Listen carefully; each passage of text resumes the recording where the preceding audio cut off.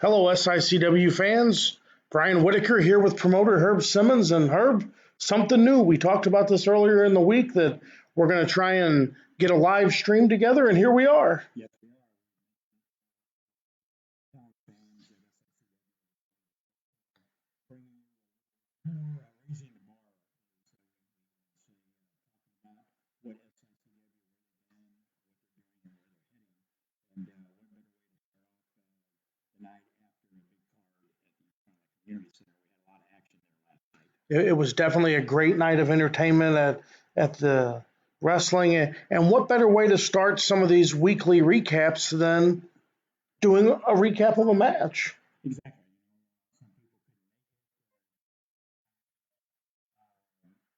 Some people were afraid of the weather forecast. We're going to stay live for a minute. They're having some audio problems. So I'm going to fix that real quick, but we don't lose any of our audience.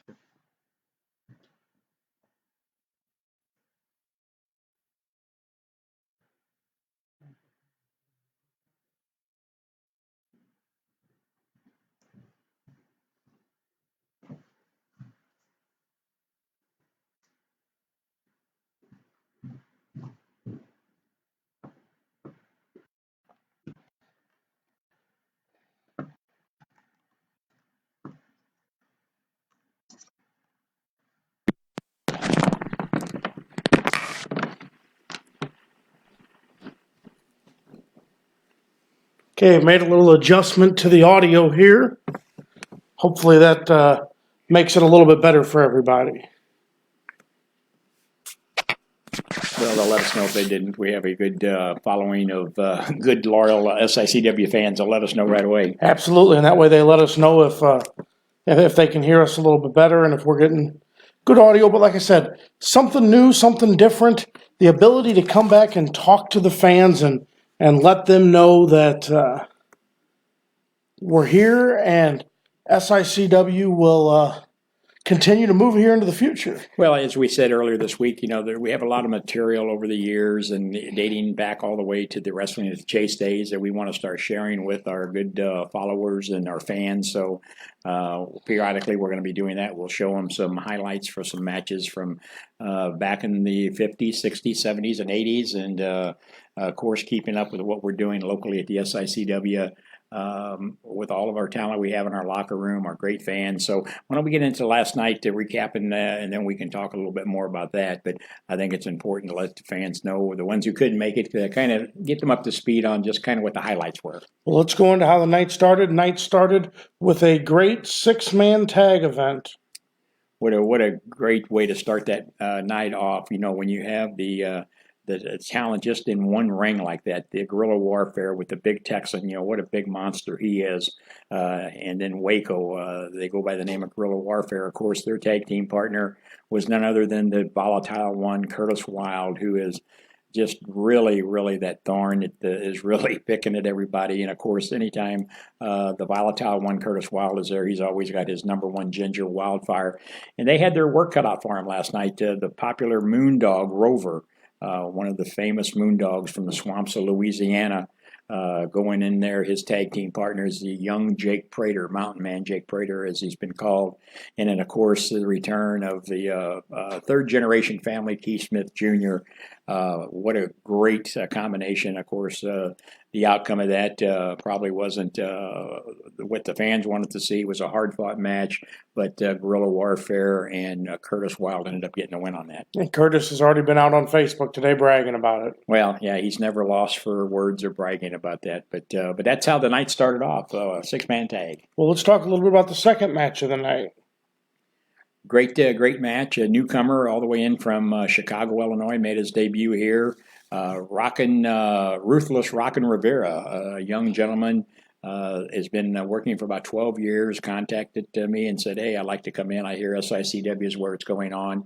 And I said, okay, let's just throw him in the frying pan. As you can see, he went against the former SICW champion, the Iron Man, Ken Casa. And what a great match that was. the young man from Chicago held his own, came up just a little bit short. The good news is we got him booked, and he'll be back in March for a couple of our shows there. Of course, the Ironman former champion and been around a long time, and you'll be seeing a lot more of the Ironman Ken Casa. Absolutely. And it didn't slow down there. Led into another great match involving Gary Jackson and Gil Rogers. Well, you know, I talked about that earlier in the week. There you see a picture of Gary Jackson, how towards the end of the match ended up Gary took a tumble outside the ring and was having trouble getting back up in there. But he was going against a gentleman who came on the scene here the last several months, and Gil Rogers. This guy is a spitting image of Bob Backlund. He wrestles like Bob. He's a All-American, real great guy, meets the fans, wants to be friends, great in the locker room. And he was really looking forward to having a good match with the gorgeous one, Gary Jackson. And they did. They had a good scientific match.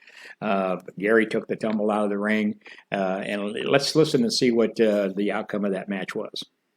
Sir, other wrestlers in the SICW locker room may accept that as a victory, but there's a saying that I have.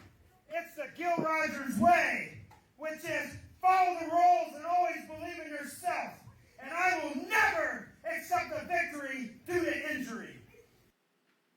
Something you don't see a lot of nowadays. It was a good scientific match, and Gil Rogers, actually, Gary Jackson was counted out. The referee awarded the match to Gil Rogers, but you heard right there, Gil didn't want any part of that. If he can't have a 100% match with somebody like that, he refused to accept the win. What a true professional, and then he even came back and said, Gary, when you're 100%, we do this again. Exactly. He's actually called me today and wanted to know how Gary is doing, and he said anytime Gary wants to get back in the ring, he's more than willing to do it. So, I mean, what a true professional.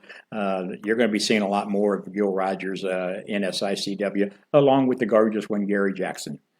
Absolutely. Well, from there, it went straight into an Australian tag match, as you were framing this to be. Something that you don't normally see. We saw Sean Vincent teaming up with Cayman, part of the Coffin Club, as they went against the professionals, and definitely, as you see here, a hard-fought match throughout the night. Hard-fought match, and of course, it's billed as an Australian tag team match. That's the way it used to be in St. Louis all the time, and this keeping up with old school tradition, as SICW is all about.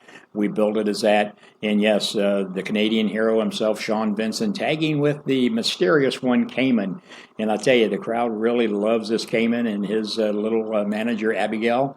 But I tell you what, the professionals, these guys, when they say they come to win and they pull out all the stops to win, you see there, they waste no time in working on both Cayman and Vincent, and the professionals last night came up with the win.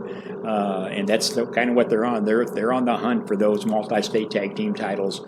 So they're not taking any prisoners, I can tell you. It's all-out war with the professionals. But now, Herb, something I saw last night that was an oddity to me.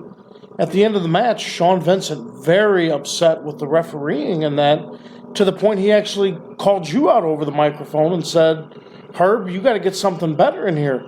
Are we seeing a change in Sean Vincent, or? No, Sean just lost his temper. You know, sometimes it happens. They get in there, and he came up on the short end of the stick last night. And no, Sean is the All-American hero. He's the ambassador for SICW. It could have had something to do with his first time being a tag team with Cayman. You know, it's kind of a mixed match there. They worked together good, but the professionals outdid him last night. So, but he'll live to fight for another day. Well, shortly thereafter, we went into another great match involving high-flying Billy McNeil and Chris Hargis. Let's kind of see how that got off to a start here. There we go. You've had an amazing start to 2019. The end of 2018 went your way as well. You've had some really high-profile wins against top-notch competition. What are your plans? You're moving up the ranks quickly in SICW. What do you got in mind for the future, sir? Well, first of all, thank you for noticing. I've been trying real hard lately. Seems to be working out for me. I've been beating everybody. beat King Hargis in December. You know, so technically I'm King now, as you can see by the crown. You know, and last month, King Hargis, you know, a heck of a competitor, but you know, I won. So I think I'm just gonna ride this wave of momentum all the way to the heavyweight title. I know I'm not a heavyweight, but I'm gonna prove to everybody that I can be a heavyweight and any heavyweight can. Now, Billy, we're hugging, my friend. Yes, sir. Let me ask you, you've been doing this how long? Oh, look at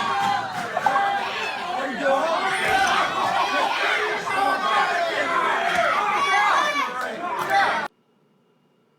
Well, there you see Dr. Drew Ebbinghaus conducting an interview at ringside with the popular Billy McNeil. Kind of like we've done in the past. Billy out there, he's actually been on a winning streak here late. And Dr. Drew wanted to get his kind of insight on what 2019 holds for the popular Billy McNeil. And, of course, you saw the self-proclaimed king, Christopher Hargis, come out and interrupt that interview. They had to schedule a match, but instead of waiting for the match to start, he wanted to come out and kind of bombard Billy McNeil, and that's how it started. I'd expect no less from the Travis Cook organization. Well, the TCO, you know, you got to... You got to love to hate him, really. So let's see a little bit more of how that match ended up. Okay.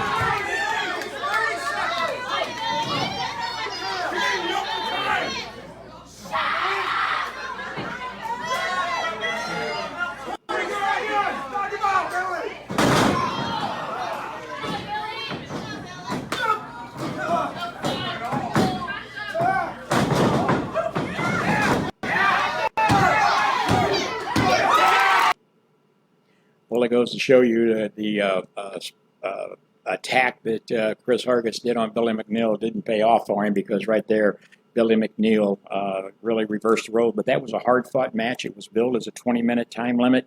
They got down to within about 19 minutes and 30-some seconds when Billy was able to catch him and get the 1-2-3 count.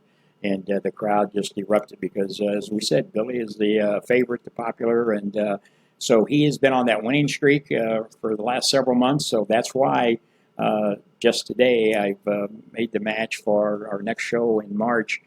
You're going to see Billy McNeil get a title shot.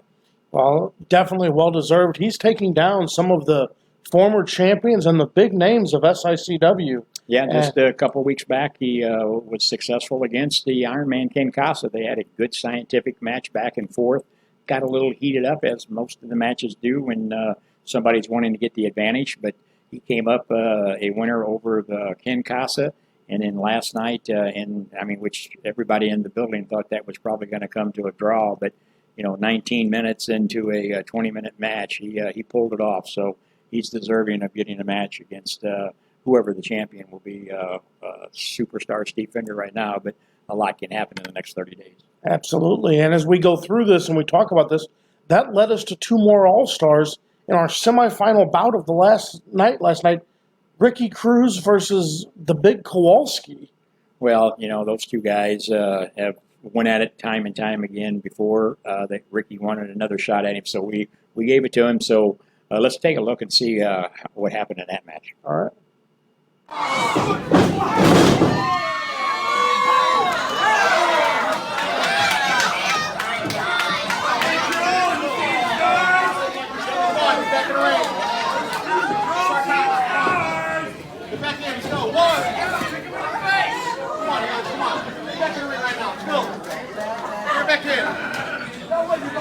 Back in the ring right now. Let's go. Come on. 1, 2, 3, 4, 5,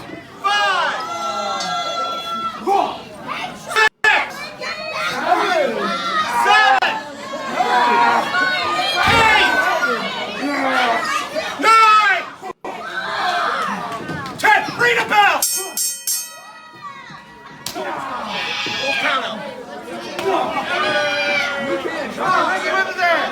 that wasn't a chop. You saw. It's over. Come on, bring it up. Let's go. Ladies and gentlemen, at 13 minutes, 35 seconds, both men have been counted out of the ring.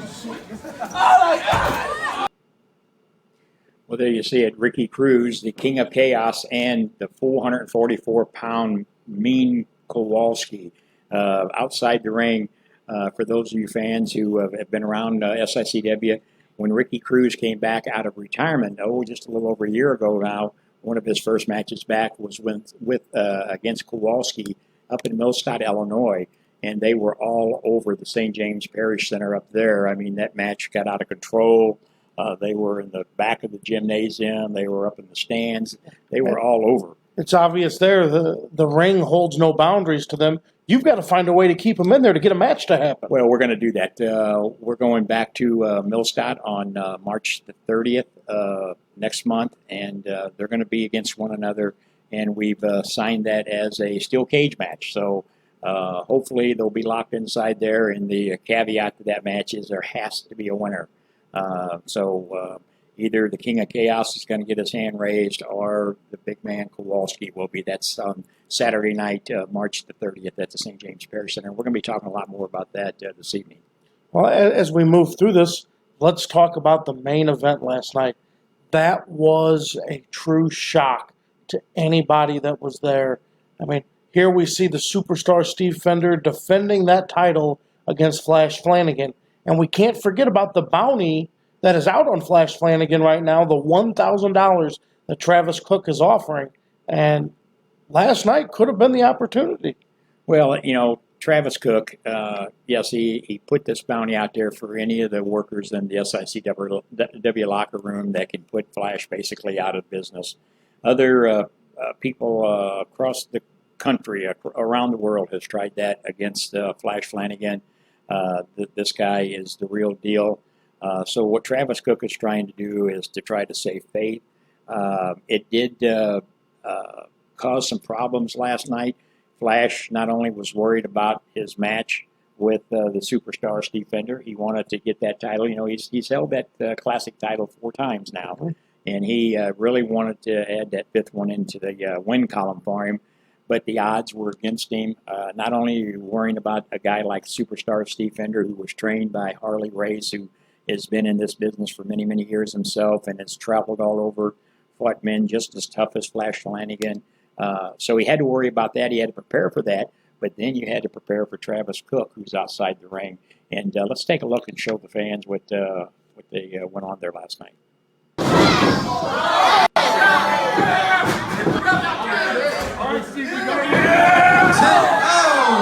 10 minutes has elapsed. 10 minutes down.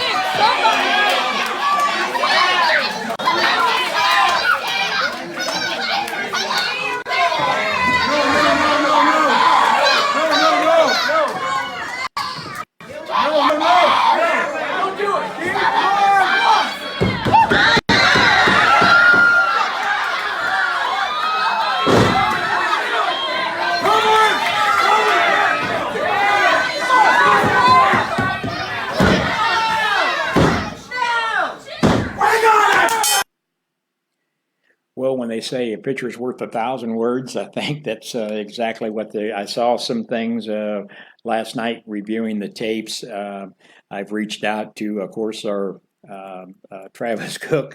He's got some explaining to do, I can tell you. Absolutely. And I mean, I saw quite a few things out of that clip right there. People coming out there to help Flash Flanagan, Billy McNeil. I mean, what a guy. I mean, that's why we're talking about he's going to get that title shot against superstar Steve Fender, because I think that's going to be a great match. And if anybody can come in and upset the Travis Cook organization with the role that Billy McNeil's on right now, he just could be the one to do it. But, you know, Travis claiming that he had an injury from the December match, had a concussion, had a leg injury, had a nurse, wheelchair, had a nurse with him at the show in Cahokia. And then to be able to jump up out of the chair and interfere like that, he's got that $1,000 bounty on there. So we may see about taking some of that money for some fines on him, because he's going to have some explaining to do there. But that kind of recaps the night we had last night. There's going to be a lot questions that he's going to have to answer. I've left 2 messages for him today, and he hasn't returned anything back. So he probably knows that we're reviewing tapes, and a lot of the fans who took pictures and videos send them in to me on the day after the show, and so he'll have he can say thank you to some of those fans for providing that tape. There was definitely some upset fans last night when they saw that happen. Yes, so very disturbed by what occurred. But I mean, that, like you said, a great recap of what happened last night. But that leads us into the future. You know, our next day back at East Granolette is, as you see there, Saturday night, March the 16th. Already signed title superstar Steve Fender will go against the popular Billy McNeil, who we showed you tonight the reason why with the latest wins that he's putting in the win column. That's going to be a great night. We're going to be working on all the other undercard for Saturday night, March the 16th.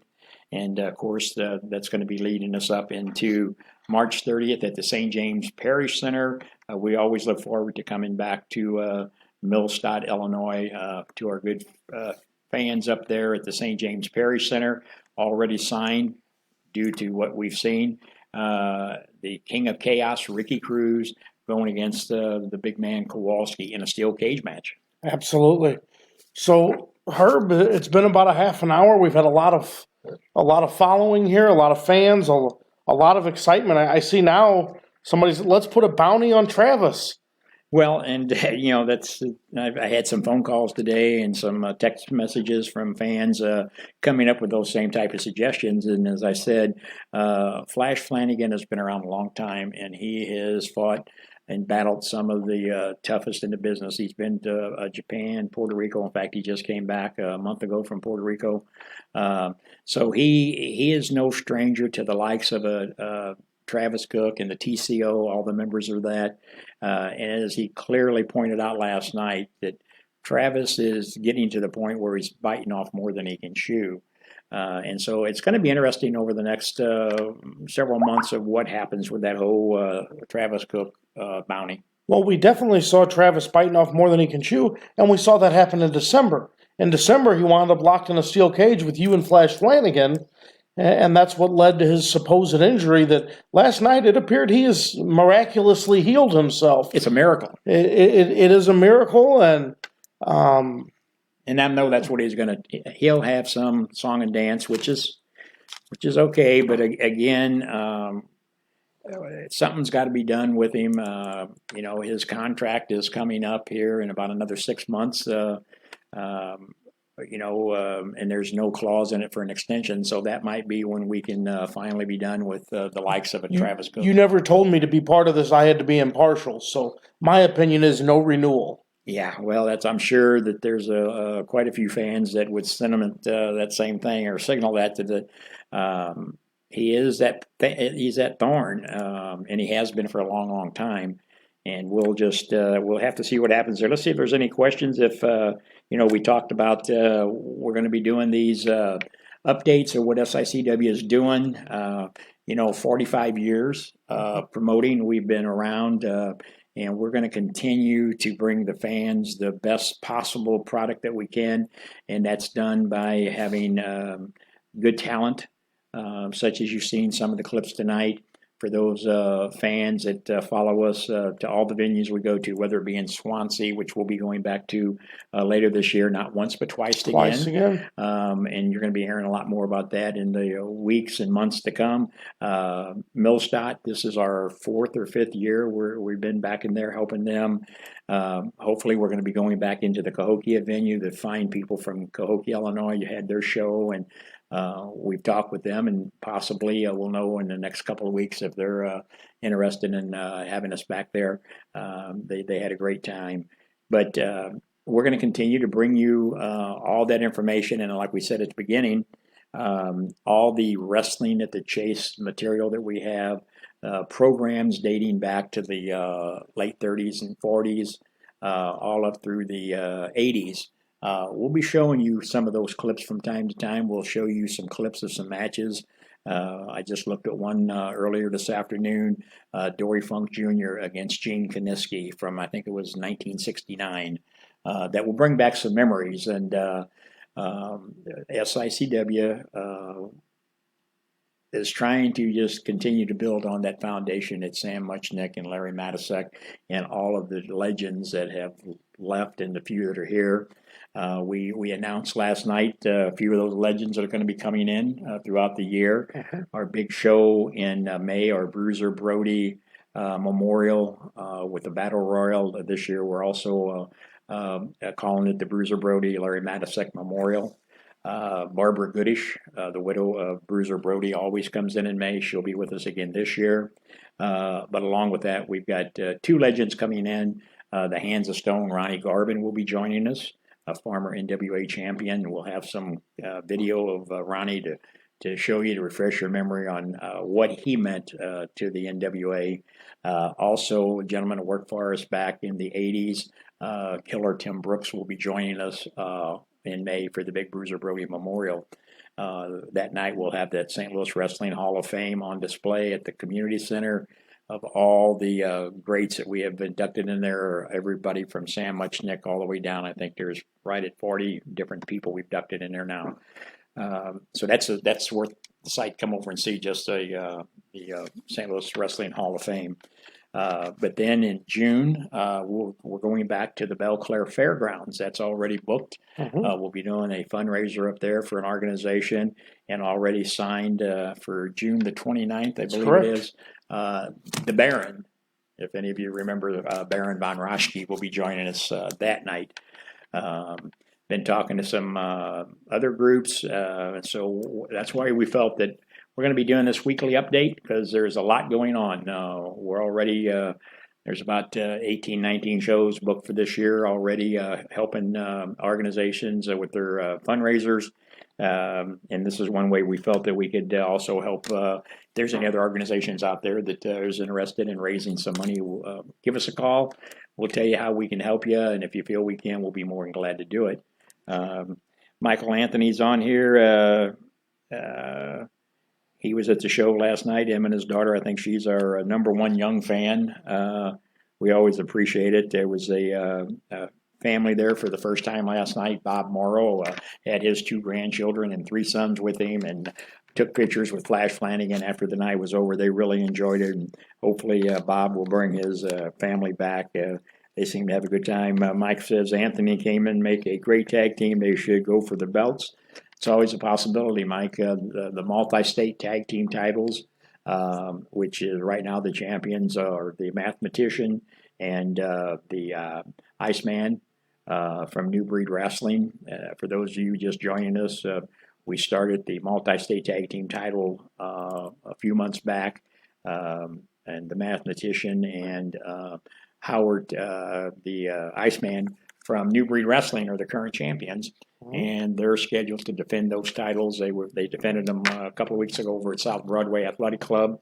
They'll be here in April defending them, and so those things are going to be floating around throughout the Midwest. Our good friend Bert Prentice from down at Tennessee area, we'll be sending them down there.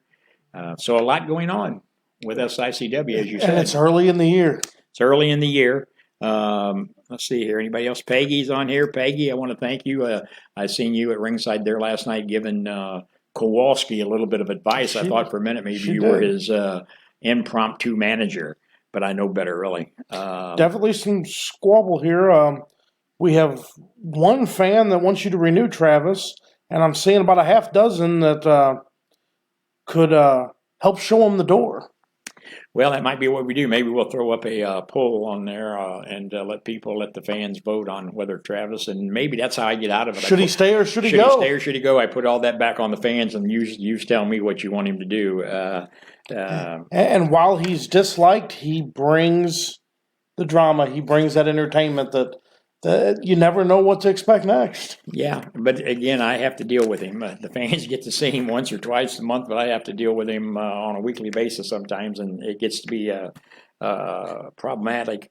So, but he's got about 6 months to go, and man, I got a feeling for the next 6 months he's going to be even a bigger pain. Like I said, I've tried getting a hold of him twice today because when I saw the video of him miraculously getting up out of the chair and interfering in the match. And all I wanted to do was tell him just to bring a little more money instead of that $1,000 bounty because he's going to have to pay a little fine. So that's what's going to happen there. But we're going to keep you updated, as we said. Let us know. Send me a private message if you don't want to put something out here openly. Let me know what you think about what we're doing as we move forward. Dr. Drew is on special assignment tonight. He was going to join us, but I asked him to do a little research for us on an issue that we'll be talking about in the near future. But you'll be seeing Dr. Drew here. You'll be seeing periodically some of the SICW locker room staff coming in here, the workers. And I want you to hear from them what they see us doing in 2019.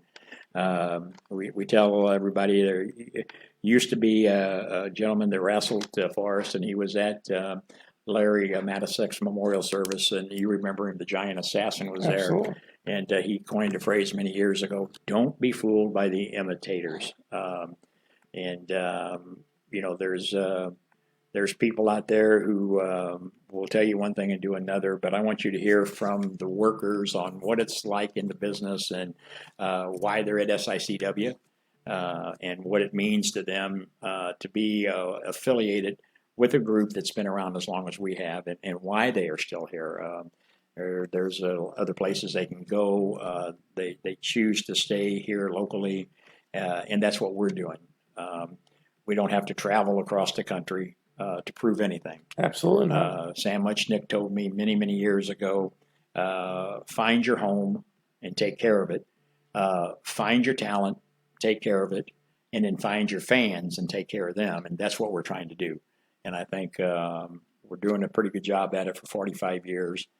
Don't know how much longer. Tony Costa, my good friend, and I from over at South Broadway Athletic Club, he talks about, you know, he's 80 years old and he wants to continue another 20. And man, I wish him well with that thought. And if he's there for 20, more power to him. But we're going to be here until we know when it's time not to be here. So, Brian, I appreciate you sitting in tonight. Thanks for having me. With Dr. Drew, and appreciate all the technical work that you do. Sorry about the little audio problem at the beginning. But anytime you try something new, there's going to be those type of problems. So until next Sunday night for the live update, we may see you in between. But next Sunday night, we'll bring you another little update on what you can expect from 45 years of experience in the professional wrestling business. We hope you join us next Sunday evening.